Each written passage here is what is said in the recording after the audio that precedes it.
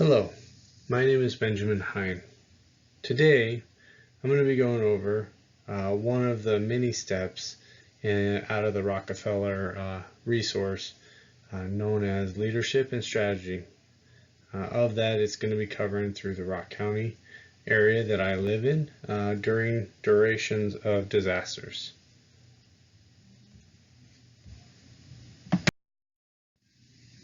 All right, so going through leadership and effective management. We're going to look at some leadership stuff. I kind of touch on some effective management as well with this PowerPoint. So some things as effective leader, you get good skills, being a strategic thinker. Your planning and delivery is on point. Knowing how to manage people, knowing how to change your management style, because some people aren't susceptible to one style, one way or the other. You got to be able to change how you lead and how you guide people in directions. Knowing how to communicate, the best way to communicate, looking somebody in the eye, when you're communicating, always focusing, get your full attention, make sure your attention is gotten by people when they're trying to give you the information. And then when it comes to persuading or influencing people, to encourage those around you to help you, and in order to achieve the goal, the end goal that you're trying to get to.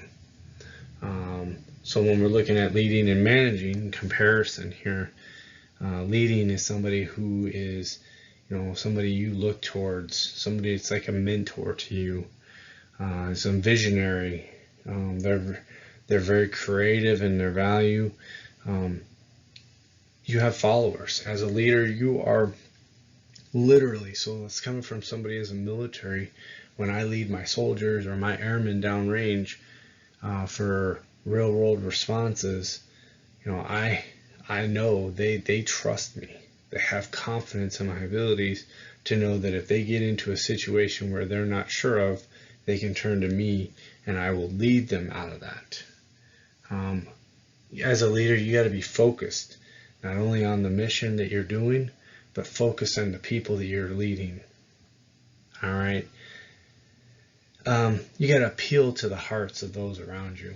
You can't just appeal to just one person or the other. You have to appeal to everybody. So being that leader, you have to take that responsibility, and it's like holding a nice bright baton. Everybody looks to that bright light type thing. They're looking to you to lead them, to guide them, to support them, and to mentor to them. How that relates. So when you're looking at it from the management side of things, it's all you're doing everything by the book. You're managing people. You're telling people this is how you're going to do it. You're not giving them a choice. You're not giving them an out. You're not even listening to the opinions that they have, because you're managing you're managing their behavior through this situation. All right. So by managing this, you're an authoritarian style, leadership style. It's not a great one to be in, but in certain situations, it is a good attribute to hold on to. All right. So your plans are detailed oriented, which means as a manager, you're detailing the outlining of somebody's whole entire day, or how they're going to walk this narrow path, or how they're going to go and get you a cup of coffee, and you're going to walk them through step by step how you want that coffee gotten.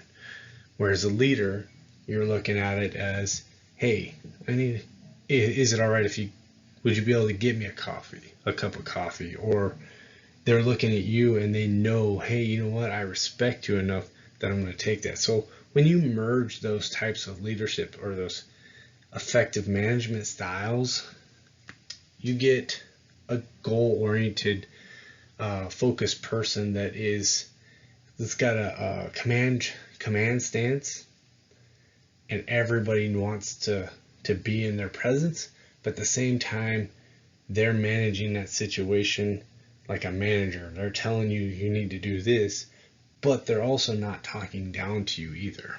So think of it like they accomplish the goal. They explain the vision. They don't have to do that in management. Management, they just tell you what to do. Leading, okay, they're showing you what to do. Well, when you merge those two, think of it as a way of them explaining, hey, this is why we're doing this. And this is why I think this idea is going to work better. You're going to motivate others. You're going to mobilize resources. You're helping bring everybody together. You're not wanting to be that naive person. You're not trying to be that strict person that's going to manage, that's going to put people or make people feel like they're just worthless to you. Okay? So then when we continue on through this, and we're looking at it from kind of like in this little diagram to the right of the on the PowerPoint here, you start out, you're in active leadership for disaster recovery projects, right? You go in and you're doing an identification project, objectives, and relevant and stakeholder. Stakeholder is somebody that's got something at stake. They're everybody who's adding their 2 cents. They feel they have to be a part of that. So think of it as everybody's adding their 2 cents into this, kind of like a governor or a battalion chief for a fire department, or a sheriff, or somebody in a leadership role who's trying to put their 2 cents into this scene. Well, as a stakeholder, you feel like your opinions matter too. So then you continue on and you're going into adapting the project. So when you're taking on that project, you're going to put it into play. All right. And then it's either going to be a successful project on the outcome, or you're going to have to go back a step or two to figure out what it is that you need to do to get that to become a successful project. All right, so here we are, empowers a broad range of stakeholders. Again, like I said in the past, in the last slide, a stakeholder is somebody who feels they have something they need to put into that. It's their opinion matters, and they feel like they have to add their 2 cents into it. Okay, so again, I'll use that same example that I used the last time. Okay, you got your sheriff, you got your battalion chief, you got your governor, you got your police chief, you got all these powers. So think of it like a unified command, per se, and everybody wants to have a say on what's going on or what's going to happen downrange. Well, it's not always a good idea to have too many hands in the pot, but what this does tell us is you have to be open to this. And going back to the first slide, you're talking about leadership styles. You got to be open and willing to let people make an opinion, not make a decision, but make an opinion about this, so that way they feel like they're adding to that situation. But as an incident commander, you are going to be the end-all be-all person to have that final say, or in certain circumstances or counties, emergency managers would have that say. They would be the ones that would be making that final decision with that fire department, or if that battalion chief wants to take over that scene, that would be them. So as we go through this, so think of the stakeholder engagement continuum here. All right, so it's kind of like a communication dialogue. So you're going to monitor, you're going to pay attention to the actions of the stakeholders through the media, scans, internet searches, and conversations with other parties that may have knowledge of their action or positions. Okay, then you're going to pay attention. You got a message, so you're going to create and target the messages towards specific stakeholders. An invitation to respond is typically not implied. All right, You don't have to have a response when you're on scene. You can wait till you get all your pieces in the puzzle together before you make a message, or you give the public that message, okay? And advocate, all right? Participate in activities intended to enlist support for a specific effort or position where there is an imbalance or an implication of power, influence, or affecting the relationship, all right?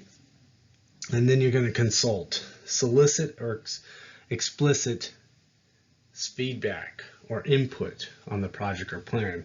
As a consult, you're trying to actually just get everybody's feedback. And this is going back to that leadership where you're trying to bring people in and you're trying to get everybody's opinion on the matter.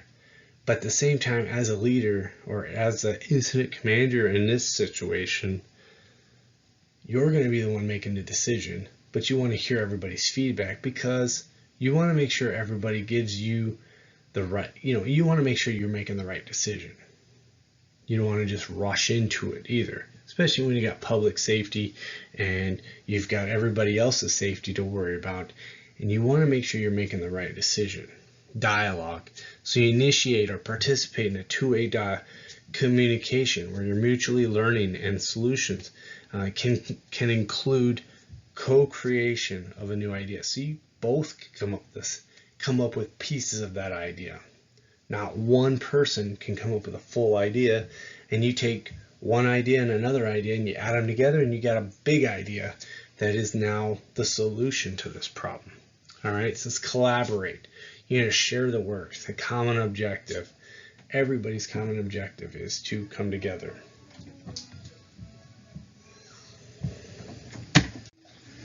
All right, so now when we come over to this next diagram, we're looking at the healthy community. Okay, the healthy community is the community that you as a responder are serving under. You as a responder, you're serving the community. And think of it, every one of these outer bubbles is a resource or a part of the puzzle to keep that community safe, to keep everything running or doing it smoothly, okay? For example, the emergency management, public safety. Obviously, we all know what emergency management and public safety does, but as an emergency manager, they're managing all the resources that are available in the county, but they're also ensuring that if there aren't enough resources in the county, that they have a resource that they can reach out to outside the county or the state in this matter to get or bring in additional resources. So each piece of these bubbles here, they each have a piece to add into keeping the community safe. Strategic planning, build a culture of preparedness. It's be ready, readying the nation for the catastrophic disasters. You want to prepare everybody for that event that could be catastrophic. For example, here in Wisconsin, we have a lot of tornadoes, and you never know year to year whether or not you're going to have that one bad tornado or not. And we've had a couple and come in and actually came close and taken out businesses, taken out residents. But that's where having these resources, these bubbles, as we're saying in the healthy community bubble that I have right here in the center of this PowerPoint, having those resources available and on alert, and having each and every one of them having a plan or a goal that they're going to be doing is going to not only minimize the casualties, but also minimize the damages that could have been. Okay, so the end goal is always to reduce the complexity. All right, so everybody uses FEMA, and that's part of this whole thing. So you want to include everybody. Again, going back to that definition of what is a stakeholder. Again, a stakeholder is somebody who collaborates, has a bunch of collaborators from different groups that are adding their 2 cents or their input into the situation.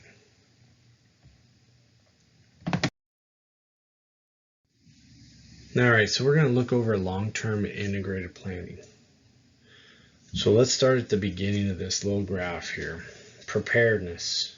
Preparedness is key because in order to know how to survive, you and your family need to be prepared for that situation. That is having a first aid kit, having water, food, having a shelter during tornadoes, in our case here in Wisconsin, and then leading into the disaster. Okay, so then you hit the disaster hits.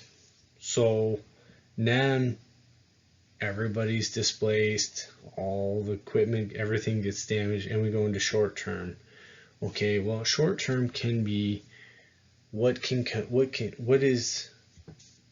to happen in the short term. What can we get into place? Well, obviously we need hospitals. Obviously we need law enforcement. We need shelter set up. We need food check-ins places set up. Water. These are all short-term items that need to happen like immediately. So intermediately, stuff that can wait a little bit after the immediate life safety stuff is taken care of in the short term. And then we're looking at the long term. Now, long term kind of covers everything. So from short, intermediate to the final recovery stage. So you're looking at the big picture of this item. So when you integrate this, think of it like what is going to happen. So if a tornado hits your house, the short term of that is you need to make sure you know where the nearest shelter is. You need to know that you have water, food, that you have some form of extra clothes. You have a go bag basically. Whereas you start leading into the long, okay, well now we need to look at how we're getting out of this basement now that we're trapped down here for X amount of hours or X amount of minutes. Okay, once you've gotten out of that phase, now you got to look at the aspect of where am I going to go? Where can I go for shelter and food, and just so that I can get out of the weather or get somewhere where I can actually take a hot shower and get a hot meal in me. And then you're looking at the recovery stage. You're looking at the final end of that long-term stretch of now I got to fix my house. I got to deal with the insurance. I got to figure out how much it's going to cost me. But I also got to figure out where am I going to live for that stay while my house is being remodeled or rebuilt. So this is things that we've got to keep in mind during these situations, especially during disasters.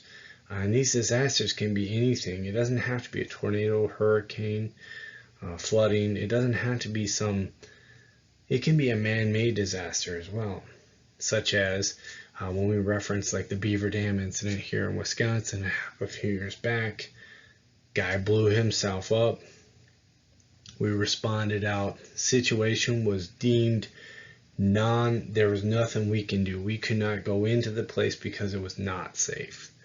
Once that decision was made, then we had to figure out, okay, we've got 15 families that now are displaced from this apartment complex, because now we got to figure out how to keep them safe, as well as our first responders. And then the decision came out, we have to burn the building down. Well, then how do we get some of these property for some of these people to come out, or to be given to them, so that way they have at least a chunk or a piece of their property from their apartment. We couldn't allow them to go in there because it was not safe, so we got them certain personal items that meant a lot to them, and then the building got burnt down. And then of course those 15 families had to go find a home elsewhere, whether it be an apartment complex or a family or a friend. So let's move on. We'll try. we're looking at the final thoughts of this, okay? And because I live in Rock County, some final thoughts on this resilient plan for Rock County. We deal with a lot of flooding, a lot of tornadoes come through pretty regularly every year. We have at least one or two that'll touch down and cause some significant damage in one way or shape. I've been fortunate enough, I've never actually had one of those situations occur, but I have been involved in several winter storm warnings where our roadways get shut down or there's a 20-car pileup because of the roadways. So these are all things that we in Rock County have put together, and it's part of a mitigation package that Rock County has now created. It's basically talks step by step on what in Rock County, who they can call, when this situation occurs, this is who's going to go out, this is what's going to happen, and they have a step by step on that. Now, just like everything else, it's fine and dandy on paper, but when you get on scene, it's a whole different monster. And if you've ever been on an incident where you've got multi personnel from different jurisdictions and different agencies working together, it is a cluster. Not everybody sees eye to eye. Not everybody wants to listen to the other person over the other person. It's building them breaking those barriers down. So what we do on the 54 CST is we do a lot of outreach with all of our civilian counterparts and military counterparts, just to build a bridge to gap that lack of communication. So when we show up, or when all these other agencies show up, they already know each other. The introductions are done, and all they have to do is get to work. So with that, this is again my report on my resiliency for Rock County. And these are my references that I've gotten through Rock County. I used the Rock County Hazard Mitigation Plan. I've also used the Chapter 2 Emergency Stakeholders Plan chapter for FEMA. And then I've also done went through the resource of long-term recovery planning. And I've also utilized the Rockefeller Foundation reference from the school. Thanks.